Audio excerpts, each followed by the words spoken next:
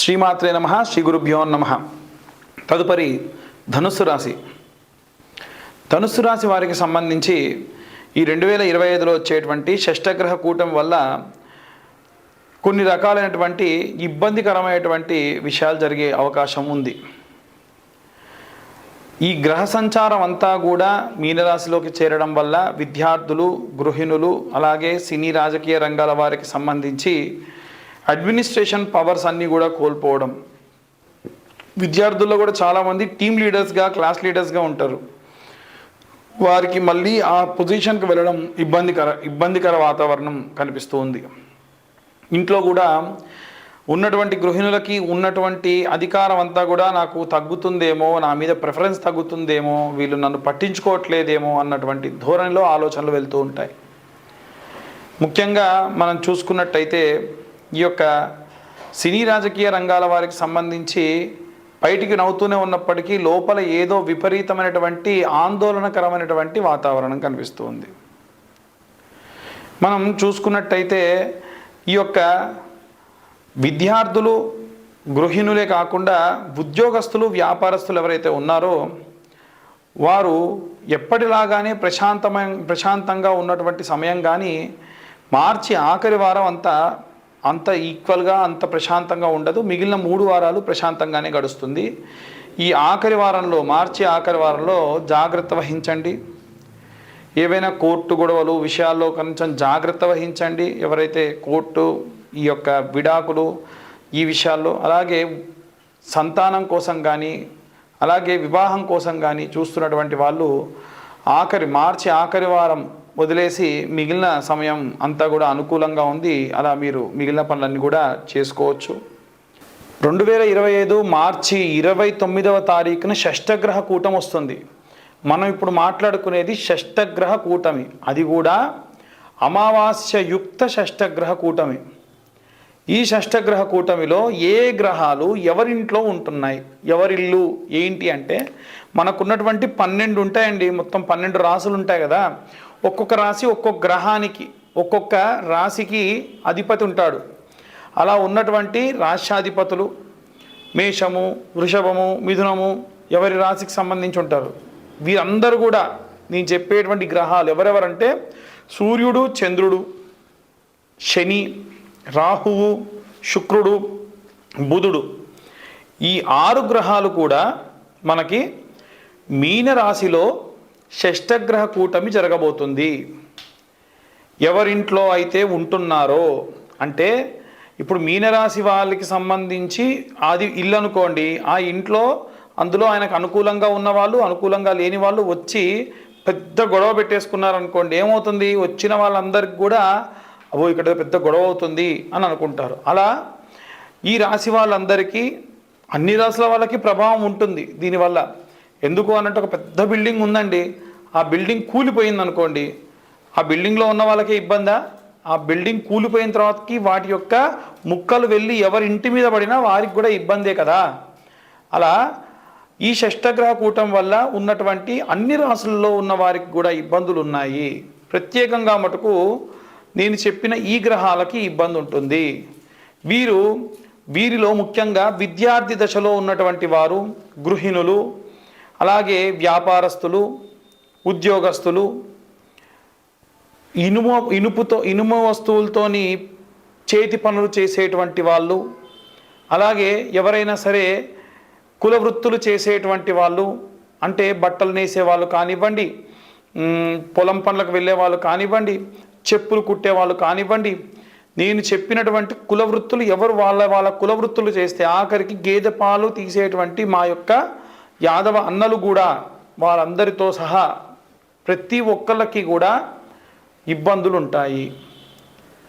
అలాగే కుల వృత్తులతో పాటుగా ఎవరైతే ఉద్యోగ సమస్యలకై ఎదురు చూస్తున్నారో, అంటే ఉద్యోగం వచ్చిన వాళ్ళు కాకుండా ఉద్యోగం రావాలని ఎదురు చూస్తున్నటువంటి వాళ్ళు, అలాగే విదేశాలకు ప్రయాణం అవ్వాలనుకుంటున్నటువంటి వాళ్ళు, వీరందరూ కూడా అన్ని వర్గాల వాళ్ళు, సినీ రాజకీయ రంగాల వారు, అలాగే మనకు కోర్టు గొడవలు వ్యవహారాల్లో ఉన్నటువంటి వాళ్ళు, వీళ్ళందరూ కూడా చాలా చాలా జాగ్రత్తగా ఉండాలి. ఇప్పటికే మనకి HMPV అనేది ఒక వైరస్ వచ్చేసింది. కరోనా అంత ప్రమాదకరమైనటువంటి సమయం అయితే కాకపోయినప్పటికీ చిన్న చిన్న ఇబ్బందులు, అనవసరమైన ఖర్చులు అన్ని వర్గాల వారికి ఉంటాయి. విద్యార్థి దశలో ఉన్నవారు ప్రప్రథమంగా ఎన్నడూ చెప్పనటువంటిది ఈసారి విద్యార్థులకు నేను చెప్పేటువంటి మంత్రం అండి.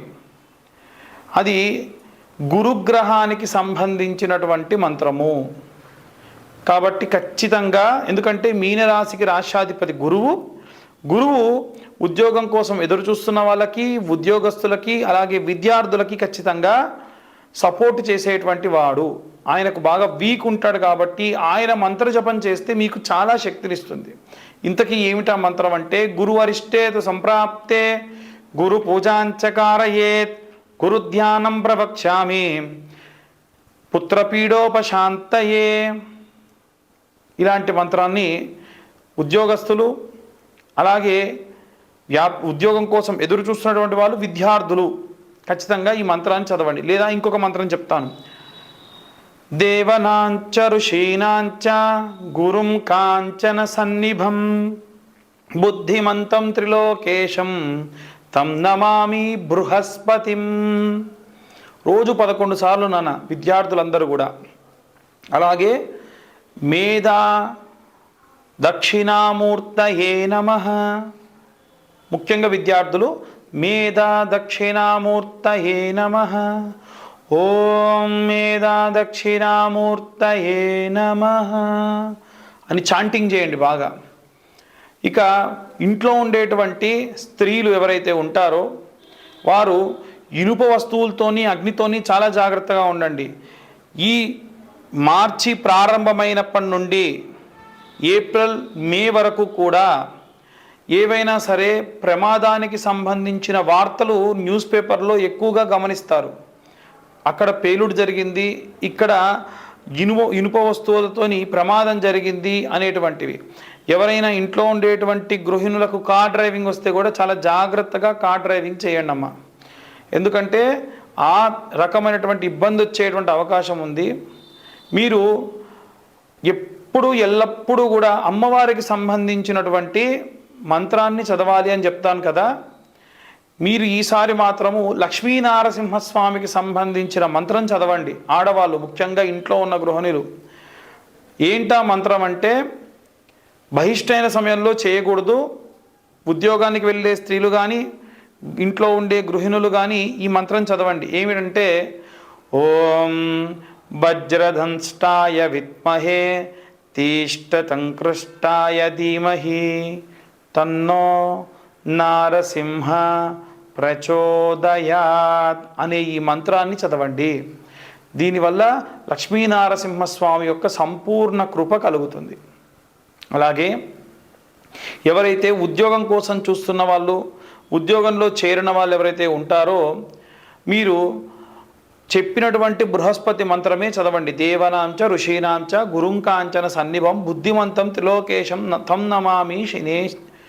తం నమామి బృహస్పతిం. మళ్ళొకసారి చెప్తున్నాను. దేవనాంచ ఋషీనాంచ గురుంకాంచన సన్నిభం బుద్ధిమంతం త్రిలోకేశం తం నమామి బృహస్పతిం అనేటువంటి మంత్రాన్ని చదవండి. దీనివల్ల మీకు విపరీతమైనటువంటి శక్తి లభిస్తుంది. ఉద్యోగంలో మంచి పురోగతులు లభిస్తాయి. ఆటంకాలు ఖచ్చితంగా చెబుతున్నామండి. మార్చి 15 నుండి ఏప్రిల్ 15 వరకు కూడా ఎన్నో రకాల ఆటంకాలు ఉంటాయి. అన్నిటినీ కూడా అవరోధాలని మీరు దాటుకొని వెళ్ళిపోతారు. ఇక ఎవరైతే చేతి వృత్తుల వాళ్ళు, ఇనుప వస్తువులతో పనిచేసేటువంటి వాళ్ళు, కుల వృత్తులు చేసేవాళ్ళు, శని చాలీసా ఉంటుంది. శని చాలీసా చదువుకోండి. శని చాలీసా యూట్యూబ్లో పెడితే కూడా వస్తుంది, వినండి.